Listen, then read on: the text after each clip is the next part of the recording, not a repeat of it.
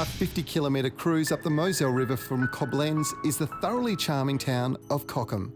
Nestled around a gentle curve in the river and framed by rolling hills and those famous Rhine Valley vineyards, this has to be one of the most picturesque scenes you could ever lay your eyes on.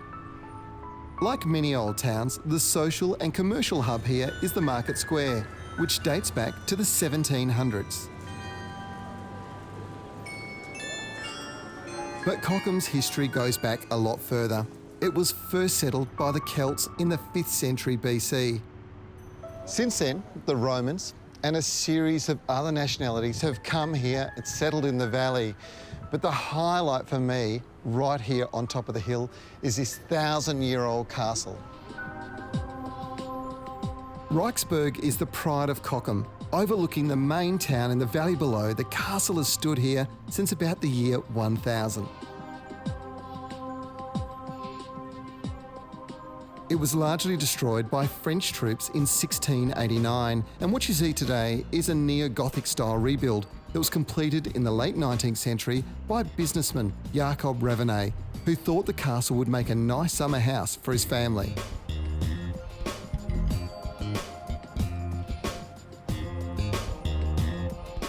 I'm being shown around by my guide Klaus, a former police detective who these days devotes his skills to hunting down clues to Cochem's rich history. Klaus, this room is incredible. Tell me about it. Used to be Mr. Revenet's dining hall when he had some guests, you know. And he was a very rich man and has been living here for 2 years before he died. So it took him 10 years to rebuild the castle? Yes, 10 years and 5 million gold marks. That would be in today's money 45 million euros. Wow, so he was a very rich man. Very rich man. Now the style of the room, you know, there's some amazing features. This cabinet at the end. It's a Renaissance style. And the most important thing is this mighty buffet, which is 5 meters high, 4 meters 50 wide, and richly decorated with valuable chinaware from Delft, Blue Delft, you know, the Dutch city. The Dutch city. Yeah. That fireplace is something else as well. Something special, because of the Renaissance style, which is your typical for the Renaissance style, is the evenness, the balance, the symmetry, and the arrangement.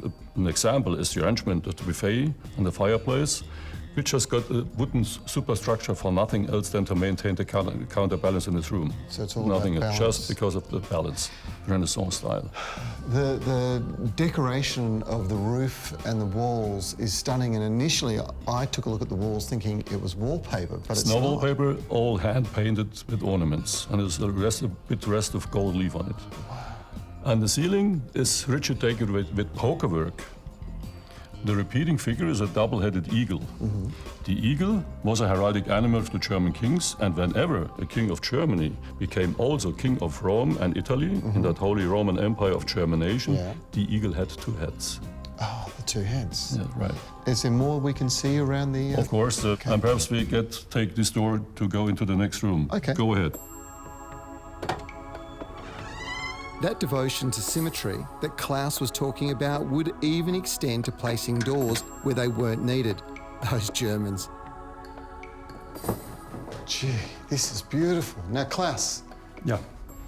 Every castle needs a hunting room. I take it that's what this is. Absolutely right, yes. And all these trophies are of animals back in the surrounding Eifel and Hunsrück area. And this wild boar was a really big one. Oh, yeah, it's huge. That one weighed over 400 pounds. And now imagine to hunt such a guy with such a weapon. Like that? There's a replica of an old hunting weapon. I wouldn't have done that. No, I don't think so either. What are these? These are interesting. Well, these tankards are tankards for the average German. Right. During that exceptionally boozy period of the 17th century. So these for holding wine? For holding wine. And at that time, there were 3 times more wine was cultivated than today. And the average German drank 160 liters of wine a year. Today, the consumption has decreased to only 24 liters. However, the modern average German drinks about 110 liters of beer a year. And so we are, after the Czechs, 2nd world champion in beer drinking. Very good. Well, Trevor, also Mr. Revenet, he let install this special lock. Now, look. Due to the funnel shape, it does no matter where you set the key. Right. It could be dark, you could be drunk, and you get the key all anyway. It's designed to slide straight in. Smart, isn't it? That is really clever. Yeah.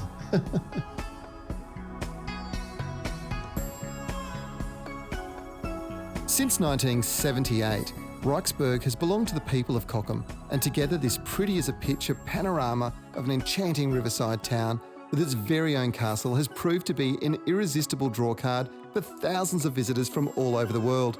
You'd be forgiven for thinking that this is some sort of movie set of a make-believe town that has sprung up from the pages of a fairy tale. It's really something you need to see to believe.